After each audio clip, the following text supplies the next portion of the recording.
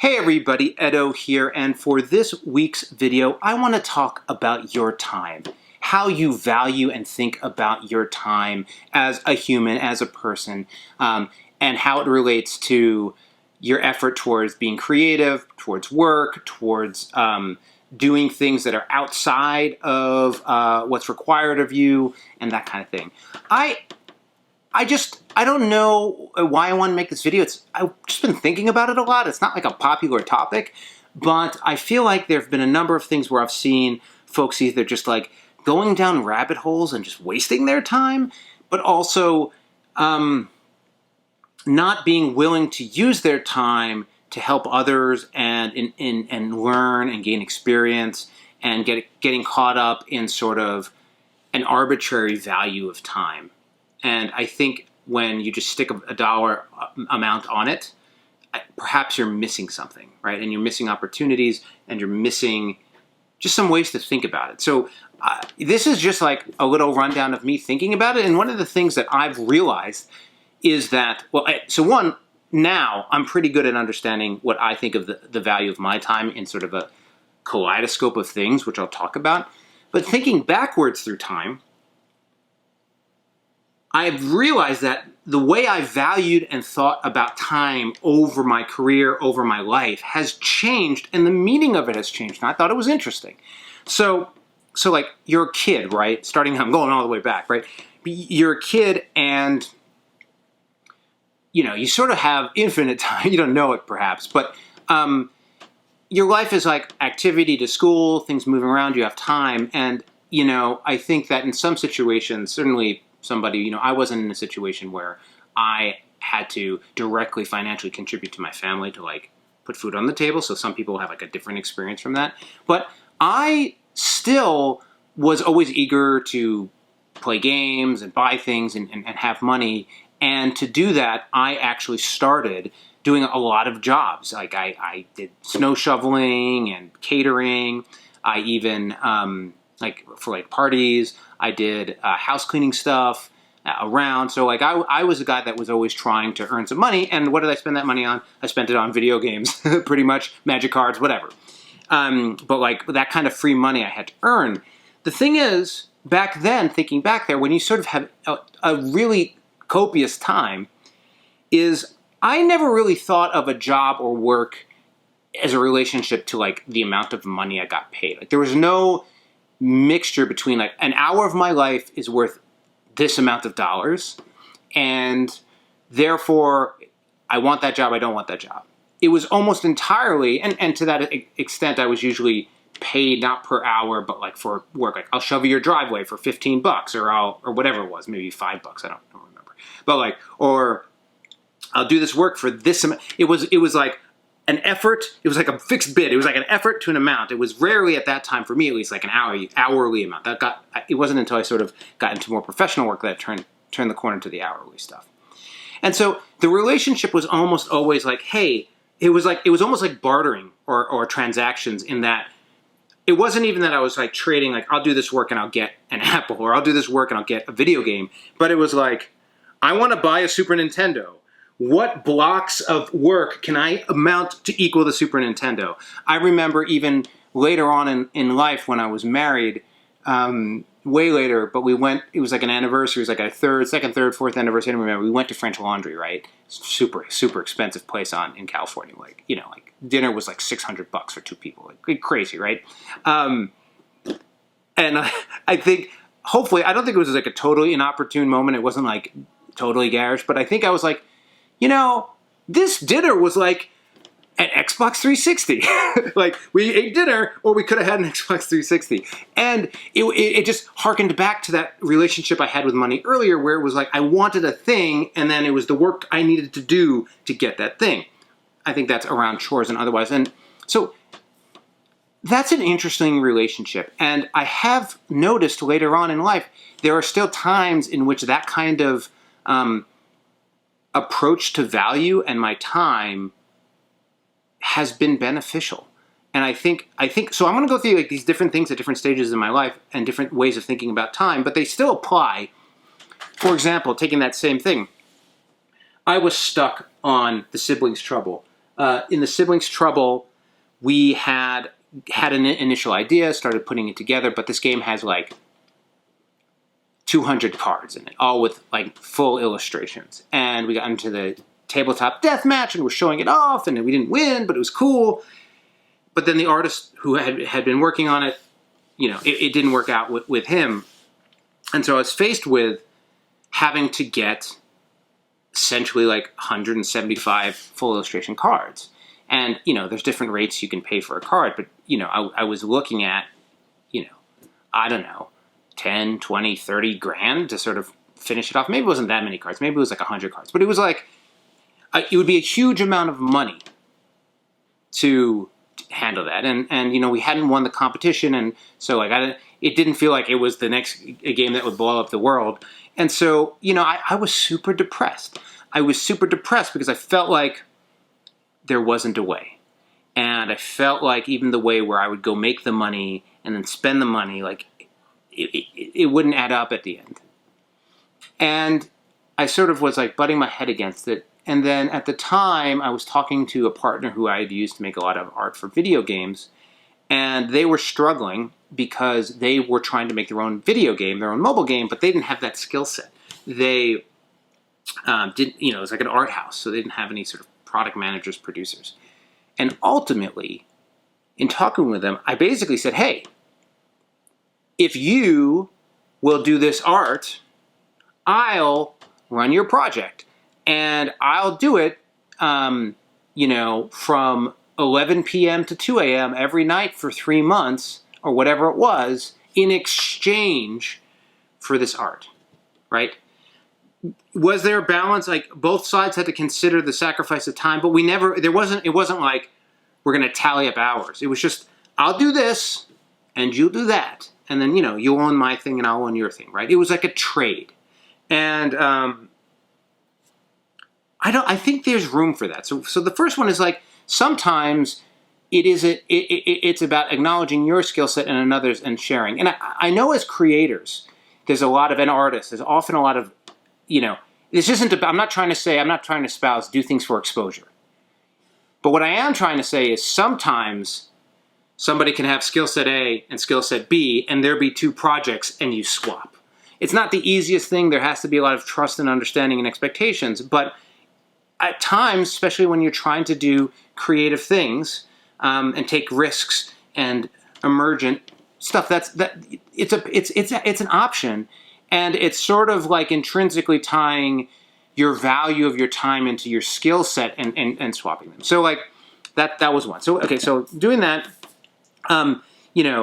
then later on, this one's interesting, a different way of thinking about pay. So those were all, again, job-based, the value, the bargaining. Then later on, when I was 18 or 19, a couple things happened. One, I had an internship at GT Interactive, which would then become Atari because they acquired Atari, as a marketing intern. And that was a job I would have done for free. Like, it was like work in, with the marketing and product side of GT Interactive in New York City and just do everything in the building. And like, easily I would have just been like, sure. And I learned a ton of in that space and made some contacts and really just got to see the real world. Like, I had never really seen a corporate company until that point at all, anything close to it, and let alone a video game one. But it's also worth note that from a policy perspective, they like fundamentally were like, there is no way we're letting you work for nothing. I basically got minimum wage. I think it was $7 an hour or something. But like, so that one was interesting in that I would have just done it for the know-how learning, and I don't think I would have regretted that. It was like 3 or 4, it was like a summer, right? So it wasn't like years and years. But at the same time, they were structured so that I ultimately had to be paid. But like the summer after, I started Ed's Home Rejuvenation Service, which was going around cleaning out garages and other things. And I had a fixed rate. I'd go in. It was hourly. And I started to get a sense of time and my value. But then something interesting happened. Not interesting, but like, I started getting jobs to do like attics, which like, and this was in the summer in New York. So, an attic could be like absurdly hot. And also the thing like would be common in attics is like, you might not be able to stand up straight. And after doing it, I was like, I want to do this. I want to make the money, but this is awful. and like, it hurts more, and it was taking a physical toll. And so what I ended up doing, and again, just in the context of this, right? I do want to reflect and talk about sort of the privilege and fact that I was able to, choose work and not, be forced into like the crappiest jobs known to, like clearly, like, I'm working in a neighborhood cleaning out garages for like,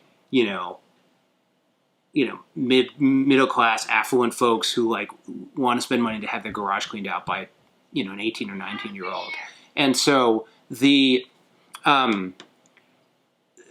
but there was this, like, it was like, basically I adopted a hazard pay. I basically started saying, hey, I'll do that job, but you are going to pay me more per hour because that job is painful or dangerous, right?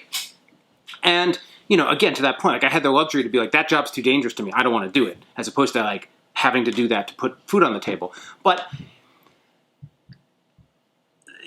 I think if you are a contractor, if you are somebody who works on an hourly rate, if you're a graphic designer, like, if you feel and think you're doing work that is work like you don't want to do, or work where it's hazardous or painstaking or degenerative for some reason, like, I don't think there's anything wrong. I think there's people resist essentially hazard pay, is essentially changing their rate for the job.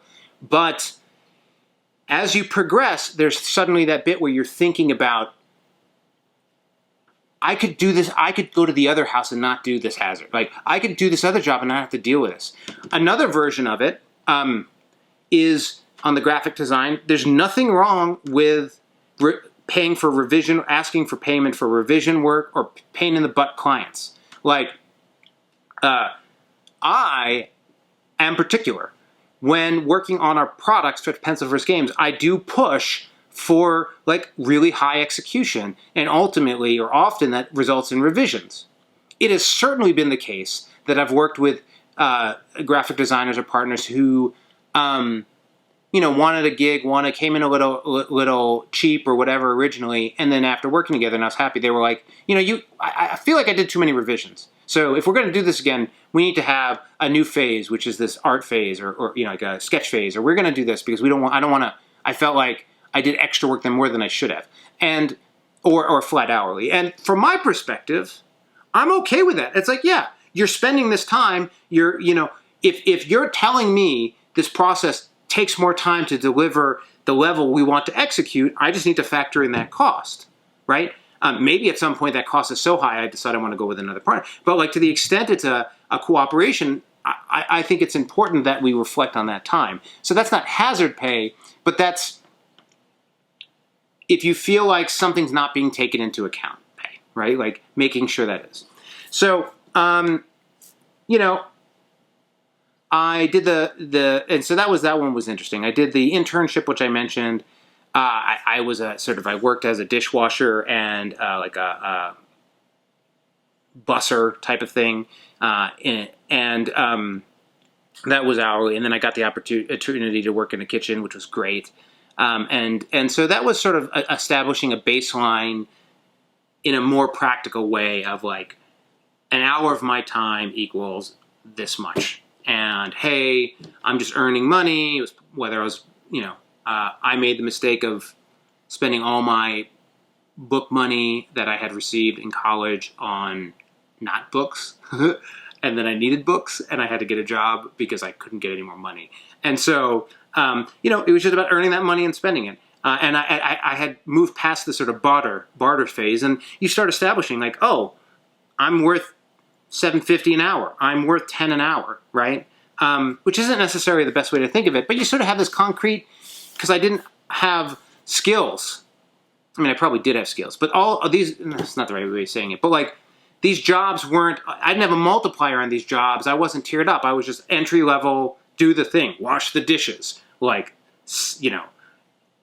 make the pancakes. And so, and not at a place that cared about the quality of the pancakes, right? Like, and so I was sort of at that level.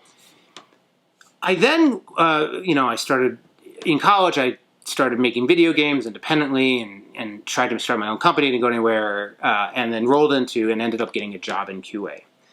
And that was really interesting. And so I'm still out. I'm going to get to salary in a second, but I'm still not there yet. But like, the interesting thing to me about the QA piece was at Atari QA, there was no limit on your hours.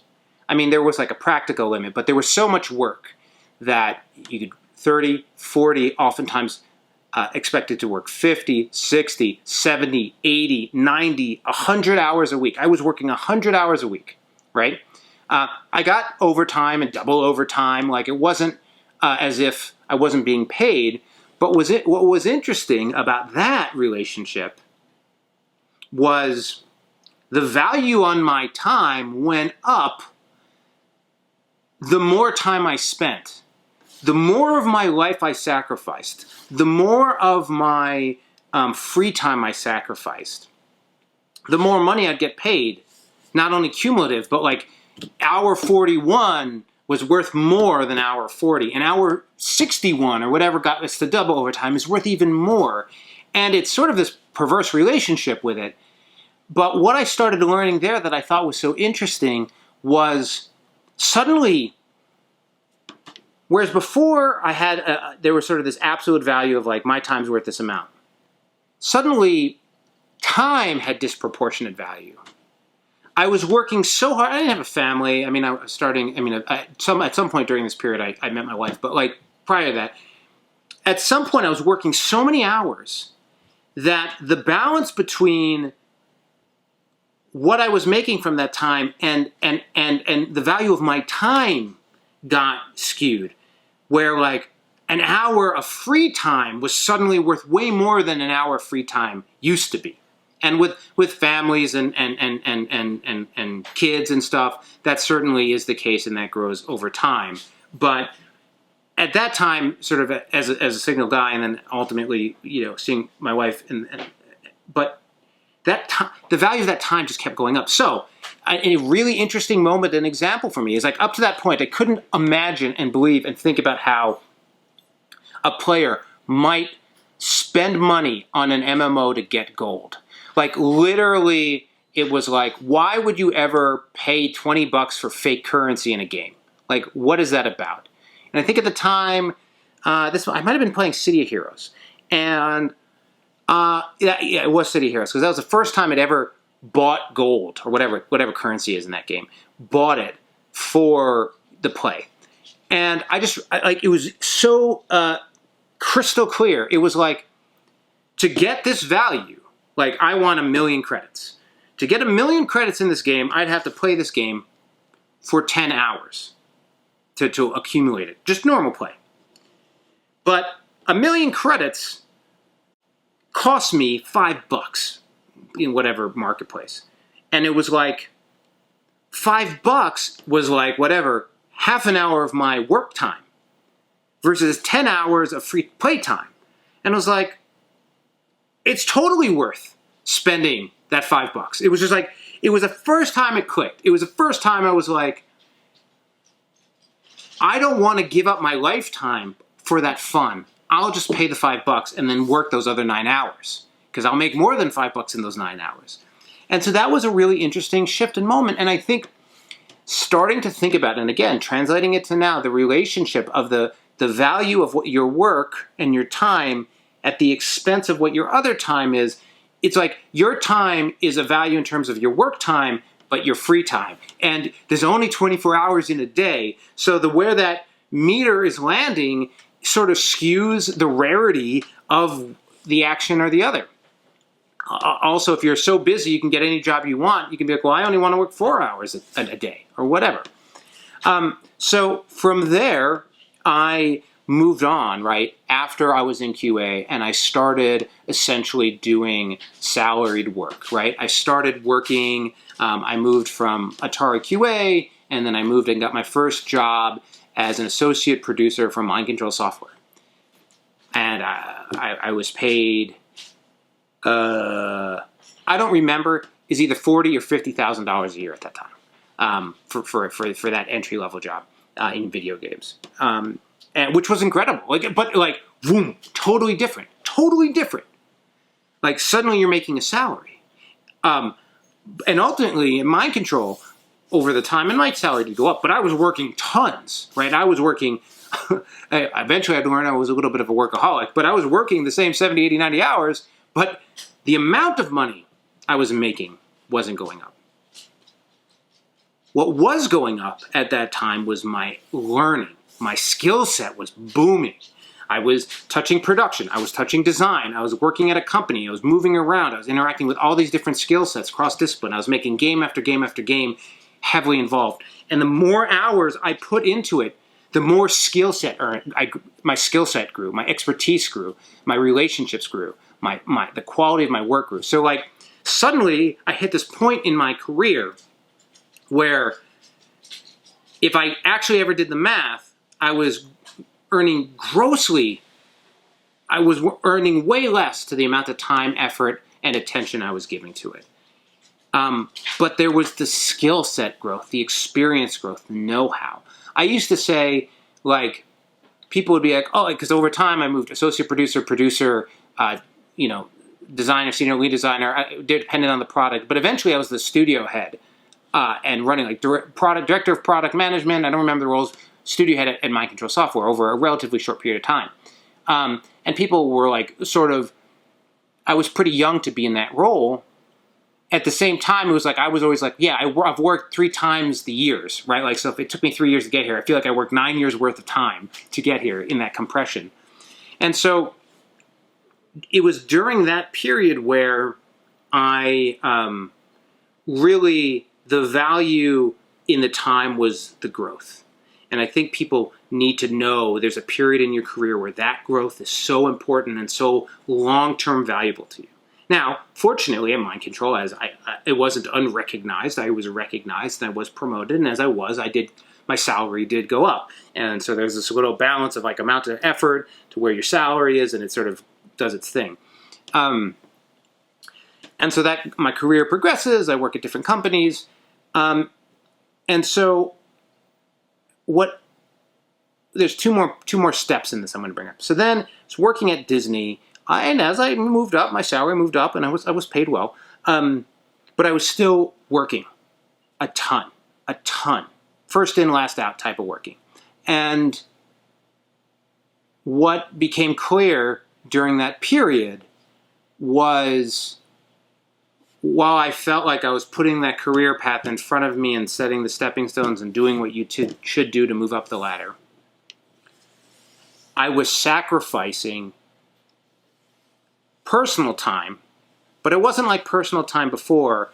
I was sacrificing my relationship with my wife. I was sacrificing my relationship with my young kids, and the cost of that time wasn't entertainment time. The cost of that time was lasting, expensive relationship, family time, and time that doesn't come back, right? And so, at some point, it's the shadow time. It's there's the value of your time, and there's shifts into the value of your personal time and what it means and what it's worth. And so, there was a big breakdown, and there was it crashed everything for a period in terms of figuring out that relationship to the importance of your personal time, the value, what you're using money to spend on, and figuring out that triangle. And because it just was this new, and it was there years before, right? It just got progressively worse, and I wasn't paying enough attention to it. But it's the value of your time, can shift, especially, this is related to family and kids and stuff, but it doesn't, there's probably other examples, but it can explode in value, and not only the value of what you think it is in terms of the hour of fun or entertainment or pleasure, but actually it's not just free time, it's this lifetime, which is worth way more and is way bigger and way more important. So I think that it's really important when you're thinking about your time, your value, the money you're paid on a project, you really understand that shadow time, the other time, the expense of the time that you are spending on the project. The value of that time that's the not work time, the home time. Think about it in the context of yourself. Think about it in the context of your health, your mental health, your physical health, but your family health, your relationship health, your world, your soul. And I think that balance is really important.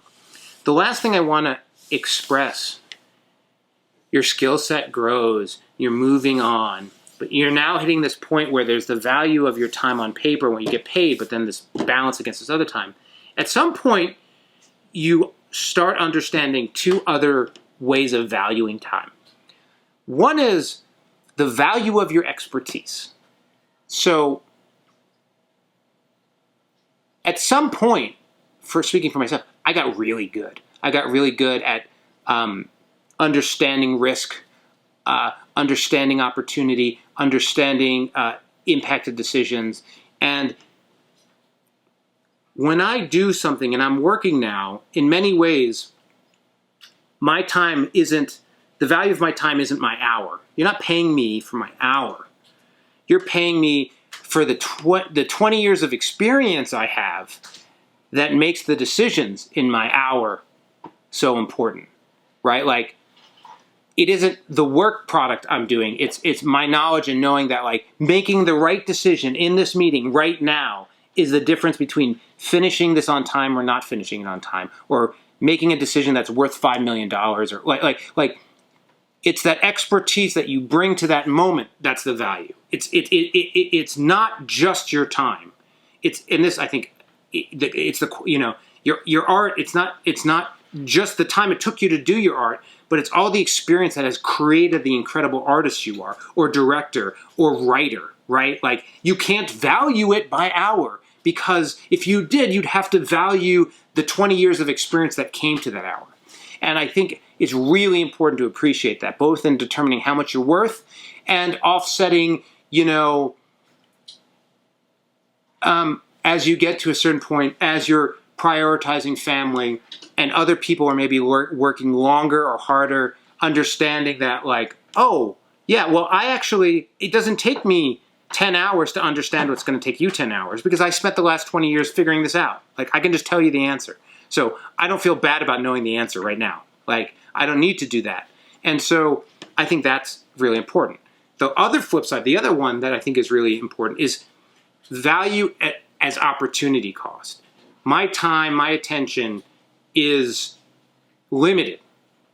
The easy example I think of this is, like, I can only make so many games in my lifetime. At some point, you're like, is this game, is this effort, is this job? Like, you can only have so many jobs in your lifetime, right? Is this job worth the next year, 2 years, 5 years of my life, or whatever? Like, what's the financial game? What's the skill set game? What's the sort of gain within relationships or opportunity? Will this opportunity build my skill set, build my resume, so that the next opportunity can be even bigger or smaller or more like what I want? Maybe it's a career change. Maybe, like, you know what? I've been doing this. I want to do something else. I've always wanted to do this. I'm just going to go. And yeah, there's going to be this price change, but it's about the opportunity. So I think that's another important way to be thinking about this. And so this was sort of like rambling, sort of half bio version of the story. But, like, I just found, thinking through my life and my time, there were all these places where the value of my time and the value of my work and the value of my skill set shifted and changed, as did my relationship with it. And I will say again, right, much of this is from a place of having the opportunities to do this, having stability in my life. Like, not everyone is in this position. And so I'm very fortunate for that, and I'm very fortunate to have had these opportunities and worked hard to get further. But I do hope that some of these frameworks can be helpful. I'd be very interested in the comments for people to share other frameworks, other ways of thinking about it. I found this to be a really interesting thought experiment for me, so perhaps it was for everyone as well.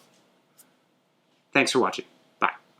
Hey everybody, Edo here, and thanks for watching Gaming with Edo. Reviews over here on this playlist, League and Insider videos over here on this one. Subscribe, share, all that good stuff. But most importantly, play some great games.